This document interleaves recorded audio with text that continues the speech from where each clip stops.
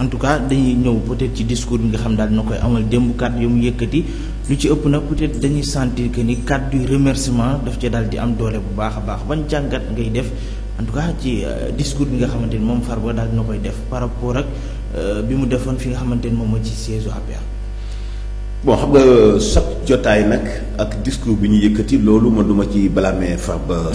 Ngom parce que bu demee ci fiefam fi nga xam ne fa la juddoo am ay kilifa yi diine ak yu aada noonu la mun def. et wax dëgg yàlla baax na mu remercier ñi mu àndal ci wàllu politique parce que mooy li ñu doon wax sànq même ñu koy jàppale te xam ni yoon liggéeyam dong lay def teewul ñu ngi koy jàppale ku geestu nag gis ñu lay jàppale. fokk nga ne leen jaajëf ku geestu gis ay appel yu bàyyeeku te xam nga Farba politiquement waxuma ci côté jàddal geeg dëngal geeg yi mu doon wax ak yooyu ak li ñu koy toppee ci wàllu xaalis. mais bu fekkee ci wàllu politique kese politique sociale bari na ministre bu fi nekk bari na député bu fi nekk bari na DG bu fi nekk te Farba Ngom moo la gën ci wàllu politique sociale lay wax de parce que fexe na ba am base politique fa mu dëkk ba kenn mënu ko faa gañee fexe na ba am fa ay nit yu ko jàpp te dootuñu ko bàyyi kenn xamul ñaata nit la utal liggéey xam naa ci dara ci ay direction yu wuute te nag loolu mooy politique sociale fexe boo amee takkatel ndomba tànk askan wa yëg ni am nga takkatel ndomba tànk man fii laa doon toog di cautionné naan député yi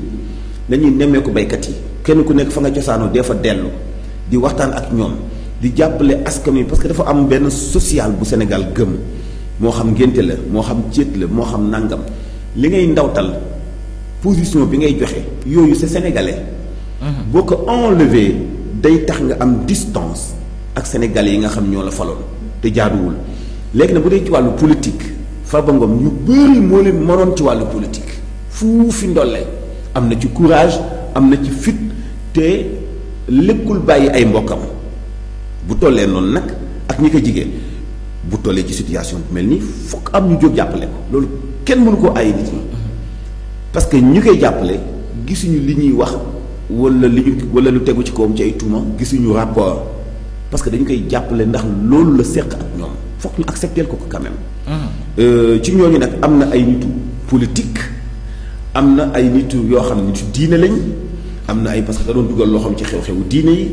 di wutal ay ndaw liggéey mais kooku bu fekkee am na dossier digganteem ak yoon fokk ñu jàppale ko moom itam ci jàppale googu fokk mu dem jaajëfal leen fokk mu dem remercier leen fokk mu dem wan leen ni leen yëg naa ni. yéen a ngi dundandoo ak man li may traversé tey c'est très très très normal loolu kenn mënu ko xañ homme politique am na homme politique yu dund lu mel noonu te xëy na du ñu ñemee delluwaat ci seen base du ñu ñemee delluwaat ci seen i village du ñu ñemee dem di wax ak seen population politique sociale lay wax de ça n'a rien à voir nag ak wàllu gestion boo xamante ni nga dugal sa loxo ci loo xam ne sa yoon nekku ci xëy na wala loo xam ne alalu askan wi la nga doxal ci doxalin boo xam ne méngoowul ak yoon loolu justice nga amal affaire loolu état nga amal affaire te loolu la ñu mus doon wax bii fi commencé ba léegi kantaan nag moom déplacement am dem Fuuta kantaan nag li muy recevoir ci ay soutien ay encouragement ak yu nekk ci wetam li ci ëpp nag moom moo ko liggéeyal boppam ci wàllu politique kenn xamul ñaata ndaw la Farba Ngom utal liggéey yu dëkk Fuuta kenn xamul lu mu toll bari nañ kenn xamul ñaata jigéen la utal liggéey kenn xamul ñaata nit la doon assister. ci plan yépp faj ak dëkkuwaay ak dimbali kilifa diine yi ci seen i xew-xewu diine dimbali ay daara ci fa mu dëkk mais loolu politique sociale la loolu ku yàlla mën a gan war nga koo mën ca fa nga dëkk ak ban xaalis nag loolu itam laneen la. loolu question la loolu itam laneen la donc moo tax ma ni moom ci droit la nekk. muy jaajëfal ñu nekk ci wetam ci moment yu difficile. et c'est très important loolu nag kenn mën koo xaajale ku nekk ci wàllu politique nag ndax yuuxu moom fa nga yaakaar wàllu waaw loolu la wala fa wax nee na yuuxu fa nga yaakaar wàllu waaw moo tax nag foog mu dem Fuuta sant leen gërëm leen jaajëfal leen et boo déggee discours am itam discours nit la wax du début à la fin waxu nit la wax waxu dal waxu da nga ma bëgg a éliminer ci politique loolu ay échange la yu am ci géopolitique bi kenn mënu ci dara donc man gis naa du début à la fin ki ma rafetluwul waxam kay mooy Moussa Bocar Thiam mi nga xamante ni bii nee na Farba bu duggee kaso waa Fuuta yépp la ñu dugal kaso xam nga loolu kàddu yi na sax a xandang la loolu tegul fenn kenn ku nekk am na foo cosaanoo ku nekk am na foo dëkk ku nekk am na foo bokk ñoom daal saa bu leen arrangé ñu dooleel politique provincialisation dàq département dàq région indi province indi Fuuta Bawal Saalum Siin Kajoor tolluñu foofu fii région wu Thiès moo fi nekk Diourbel Fatick Kaolack Tambacounda voilà yeneen dëkk yi yeneen yi ay communes voilà ak ay département donc bu fi kenn indi ñol-ñol muy discours Moussa Bocar Thiam boobu quant à Farba nag xëy na politique sociale bi mu doon def moo ko permettre tey mu am puissance bi ak base politique bi foofu ci ay mbokkam xam nga bu fekkee Macky Sall day def tournée économique nationale la mu doon wooyu tournée économique te tournée politique la bu koy def mu wóor que ni bu demee Fuuta lay gën a am bienvenue du moom Macky Sall moo ko liggéey ki ko nekkal Fuuta moo ko liggéeyal loolu dañu waxante dëgg parce que Macky moom liggéeyalu Fuuta dara mais ka nekk Fuuta te farak moom moo ko liggéeyal lu toll noonu Fuuta